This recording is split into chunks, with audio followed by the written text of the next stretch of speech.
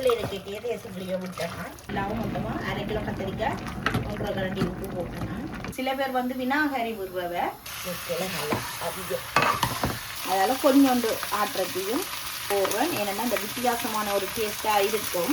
ஆனால் நான் உப்பு போடையில் எல்லாரும் சொல்கிற உப்பு போட்டு விடுங்க அந்த கயிறு எடுக்க மாட்டேன். ஆனால் நான் உப்பு போடையில்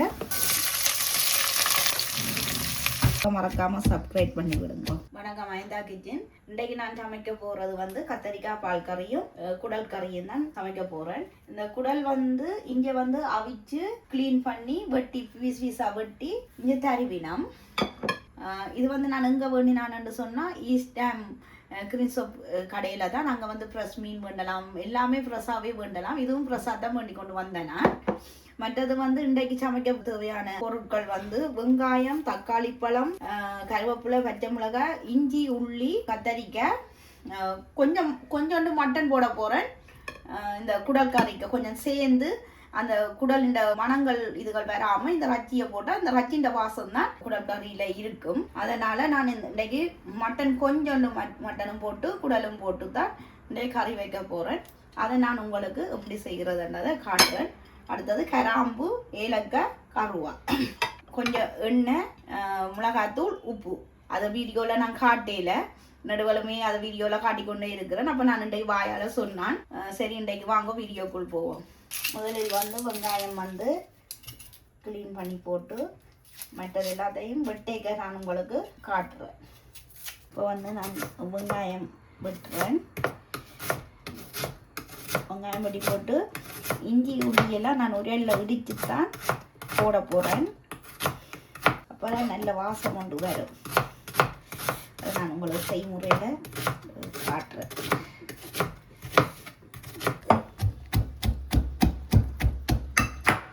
இப்போ வந்து இஞ்சி உள்ளி நல்லா இடிக்க வேணும், நல்லா பசையாக வர வேணும். உடல் கறிக்கு போடைக்க அதை கேட்க கொஞ்சம் வாசம் வரும். இது வந்து நாங்கள் வாசத்துக்கு மட்டும் போடுறதில்ல, இது வந்து குடலில் வந்து ஊறி அந்த குக் பண்ணிக்க நல்ல இது வந்து நல்ல சொப்டாக வரும். அதுக்காகவும் சேர்த்து நான் இந்த இஞ்சியை மொழியையும் போடுறேன். நீங்களும் அப்படி செய்து பார்க்கலாம். செய்து பார்த்துட்டு எனக்கு கமெண்ட்ஸில் சொல்லுங்க. எல்லோரும் வீடியோ பார்க்குறீங்க, ஆனால் சப்ஸ்கிரைப் மட்டும் பண்ணினதை காணையில் 100 பேர் தான் சப்ஸ்கிரைப் பண்ணி ஃபாலோ பண்ணினோம். ஆனால் எங்களுக்கு வியூ வந்து கூட வந்துட்டுது, ஆனால் சப்ஸ்கிரைப் வந்து கொஞ்சம் குறையத்தான் இருக்குது. அதையும் ஒருக்கா மறக்காமல் சப்ஸ்கிரைப் பண்ணி விடுங்க. இப்போ வந்து எல்லாமே நான் வெட்டி வச்சிருக்கிறேன். மட்டனும் வந்து வெட்டி வச்சிருக்கிறேன். வெங்காயம், மிளகாய், உள்ளி, இஞ்சி இடித்து வச்சிருக்கிறேன். தக்காளி பழம் வெட்டி வச்சிருக்கிறேன். இனி நான் வந்து சமைப்போம். இப்போ வந்து சட்டி வச்சுட்டேன். சட்டி வந்து கீட்டு ஏறிட்டுது.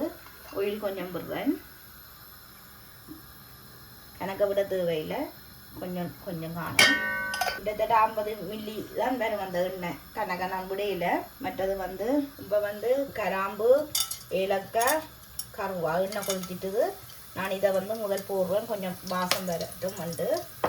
மற்றது வந்து பெருஞ்சீரம் வந்து ஒரு கொஞ்சம் போடுறேன். அடுத்தது வெங்காயம் போடுறேன். வெங்காயமும் கருவேப்பிலையும் பச்சை மிளகாயும் போடுறேன். கருவேப்பிலை போடுவோம். கொஞ்சம் பழங்க விட்டுட்டு தக்காளி பழமும் இஞ்சி உள்ளியும் போட்டு வதக்கி போட்டு மற்றதை நான் குடலும் கொஞ்சோண்டு மட்டனும் இதில் போட்டு சேர்த்து மிக்ஸ் பண்ணி இந்த கறியை தான் வைக்கப்போம். வெங்காயம் வதங்கி கொண்டு இருக்குது. அதுக்கு இடையில் நான் கத்தரிக்காய் கழுவி வெட்டி வச்சிருக்கிறேன். அப்போ தண்ணிக்கு தான் போட்டு வச்சிருக்கிறேன். ஏன்னா நான் இந்த கத்தரிக்காய் வந்து ஊறாமல், ஆனால் நான் உப்பு போடையில் எல்லாரும் சொல்கிற உப்பு போட்டு ஊறினா அந்த கயிறு எடுக்க மாட்டேன். ஆனால் நான் உப்பு போடையில். ஆனால் கத்தரிக்காய் நல்ல இதாக தான் இருக்குது. இதுக்கு இடையில் கத்தரிக்காயை பால் கறி வைக்க போகிறேன். கத்தரிக்காய்க்கு வாழைக்காயோ உருளைக்கிழங்கு ஒன்றுமே சேர்க்கல. நான் தனியாக தான் இந்த கத்தரிக்காய் வெள்ளைக்கறி வைக்க போகிறேன். இப்போ வந்து கத்தரிக்காய் வந்து நான் அந்த தோல் சீவி போட்டு தான் எடுத்து வெட்டினா ஏனண்டா இல்லாட்டி அந்த கத்தரிக்காய் பால் கறி வந்து வெள்ளையாக இருக்காது, வெறும் கருப்பாக இருக்கும். அதுக்காக தோல் சீவிட்டு தான் வெட்டினேன். இப்போ வந்து வெங்காயம் போடுறேன். வெங்காயத்தோட பச்சை மிளகாய், கருவேப்பிலை எல்லாம் போட்டுட்டு கொஞ்சோண்டு உப்பு போட போகிறேன். உப்பும் போட்டு கொஞ்சம் தண்ணியும் விட போகிறேன். உப்பு போட போகிறேன். டேபிள் ஸ்பூனால் ஒரு டேபிள் சின்ன ஸ்பூனை அதால் ஒரு கரண்டி அப்படியே போட்டுக்கிறதுக்கான 1/2 கிலோ கத்தரிக்காய் வரும். காணாட்டி அப்புறம் டேஸ்ட்டை பார்த்துட்டு போடுவோம். கொஞ்சம் தண்ணியும் விடுவேன். தண்ணி கணக்க விட தேவையில்லை. அது ஒரு கொதியில் கத்தரிக்காய் வந்து டக்குன்னு கீழே இறங்கிடும். அதுக்காக என்ன தண்ணி விட தேவையில்லை. இனி வந்து நான் அடுப்பில் வைக்க போகிறேன். இப்போ கத்தரிக்காய் வந்து அவிய விட்டுட்டேன். அதை நான் வந்து மூடி விடுறேன். அதை இங்கே கொண்டு வருது. இன்னும் கொஞ்சம் வெங்காயம் பதங்க இருக்குது. இப்போ வந்து நான் வந்து குடல் போட போகிறேன். குடல் எல்லாம் கழுவி க்ளீன் பண்ணி அவிச்சு எல்லாம் வெட்டி தான் வாரது. அதே மாதிரி நானும் திரும்ப ஒரு 2-3 தண்ணியில் கழுவினான். இப்போ வந்து குடலை போடுறேன். கழுவி வச்சதால் தண்ணி கொஞ்சம் நிற்கும். அதால் தான் கையால் எடுத்து போடுறேன். இதோட வந்து வெட்டி வச்சா ஆட்டுறச்சி, இதுவும் 3 ஆட்டுறச்சி தான். அங்கே தான் மீண்டு கொண்டு வந்தேன் நான். அதால் கொஞ்சோண்டு ஆட்டுறச்சியும் போடுறேன். ஏன்னா இந்த வித்தியாசமான ஒரு டேஸ்ட்டாக இருக்கும். அதுக்காகத்தான் நான் அந்த குடலையும் ஆட்டுறச்சியையும் போட்டு சேர்த்து காய்ச்சுறேன். நான் இதோட வந்து இஞ்சி உள்ளியை போடுறேன். அந்த குடலோடு சேர்த்து போடைக்கு எல்லாம் சேர்ந்து மிக்ஸ் பண்ணி நல்ல வடிவாக அவியும் வந்ததுக்காக நான் முதல் போடையில். ஆனால் இப்போ தான் நான் சேர்த்துறேன் இஞ்சி உள்ளியையும். இதோட பார்த்தீங்கன்னு சொன்னால் இந்த தக்காளி பழம் வெட்டி வச்சிருக்கிறேன். இந்த தக்காளி பழத்தையும் நான் போடுறேன். இது வந்து டீஸ்பூனால் 2 கரண்டி உப்பு போடுறேன். 2 கரண்டி உப்பு போடுறேன். எனக்கு காணாட்டி திரும்ப பார்த்து போடலாம். அந்த தொட்டிலாம் இட்டு மூட போடுறேன். அப்போ தான் அந்த முட்டையில் நல்லா அதிகம்.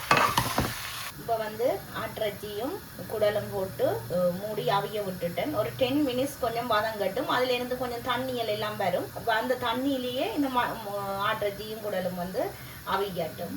அவிய விட்டு நான் திறந்து காட்டுவேன். பொதுவாகவே இந்த குடல் கறி வைக்கிறேன்னு சொன்னால் 40 நிமிஷத்துலேருந்து 50 நிமிஷம். சில பேர் வந்து வினாகரி விடுறவ.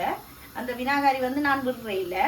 அதனால தான் இந்த கொஞ்சம் கூட நேரம் அவியட்டும்னு சொல்லி 40 நிமிஷத்துலேருந்து 50-55 நிமிஷம் வரை நான் இந்த குடலை அவிய விடுவேன். அதனால் நீங்களும் அதே மாதிரி ஒரு டைமை செய்து பாருங்க. மற்றது பொதுவாகவே ஒரு மட்டன் கறியோ இது மீன் கறியோ வைக்கிட்ட ஒரு 45 நிமிஷம் காணும். 40 இல்லை ஒரு 35 நிமிஷம் காணும் பண்ணி நினைக்கிறேன். நான் ஒரு டைம் இருக்கா அடுத்தடுத்த வீடியோவில் நான் சரியான டைமை போடுறேன். இப்போ வந்து கத்தரிக்காய் கொஞ்சம் அவிஞ்சி வந்துட்டுது. இன்னும் ஒரு 5 நிமிஷத்தில் நான் தேங்காய் பால் பவுடரை போட்டுட்டு கத்தரிக்காயை இறக்க போகிறேன். சில மஞ்சளும் போடலாம். நான் இன்றைக்கு கொஞ்சம் மஞ்சள் போட போகிறேன். ஒரு கொஞ்சம் மஞ்சள் போட்டுறேன். பிறகு கொஞ்சம் மஞ்சள் போடுறதான் விருப்பம்.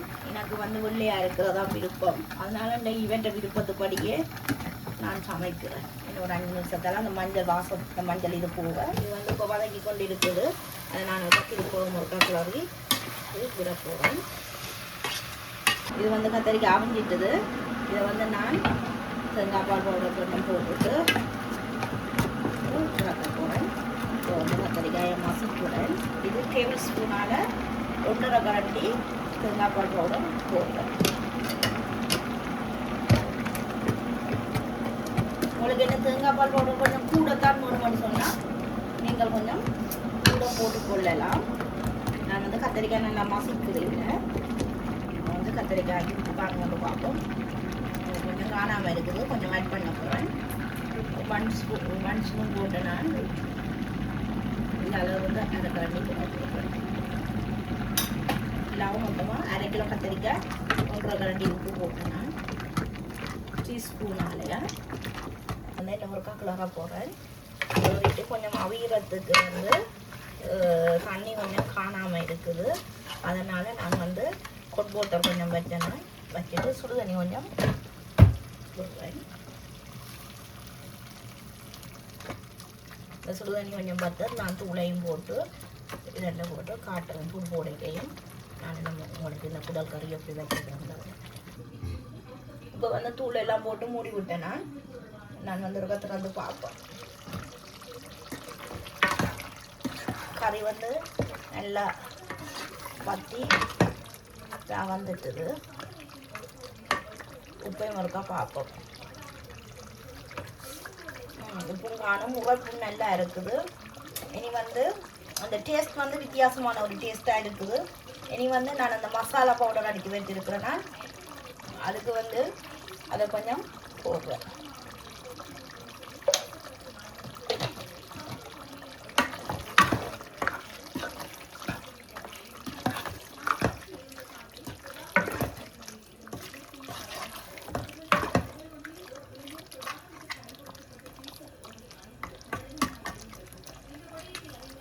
இனி ஒரு கொதிக்க நிப்பாட்டி விடுவோம்.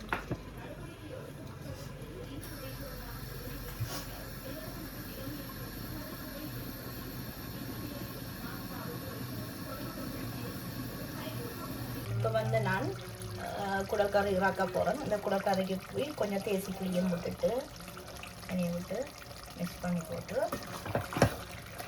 நான் அடுப்பில் இருக்கைக்கே தேசி புளியை விட்டேன்னா இனி வந்து நிப்பாட்டுறேன். இப்போ வந்து நான் சாப்பிட போகிறேன். குத்தரிசி சோறு, குடல் கறி, கத்தரிக்காய் பால் கறி.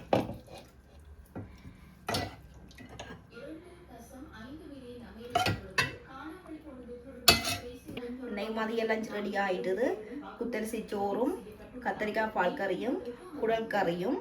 நீங்களும் இதே மாதிரி ஒருக்கா செய்து பாருங்க. செய்து பார்த்துட்டு இந்த டேஸ்ட்டு என்ன மாதிரி இருக்குன்றதை நீங்கள் சொல்லுங்கள், எனக்கு கொமெண்ட்ஸில் சொல்லுங்கள். வேறு ஏதாவது சாப்பாட்டு ஐட்டங்கள், ஏதாவது ஸ்ரீலங்கன் சாப்பாடு ஏதாவது உங்களுக்கு வித்தியாசமாக செய்து காட்டணும்னு சொன்னால், பலகாரங்களோ என்னென்னாலும் செய்து காட்டணும்னு சொன்னாலும் நான் அதை செய்து காட்டுவேன். அப்போ நீங்கள் ஏதாவதுனாலும் கொமெண்ட்ஸில் கேட்டுக்கொள்ளுங்க. மற்றது வந்து மறக்காமல் சப்ஸ்கிரைப் பண்ணுங்கள், சப்போர்ட் பண்ணுங்கள், லைக் பண்ணுங்கள். உங்கள் ஆதரவுக்கு நன்றி. ஐந்தா கிச்சி.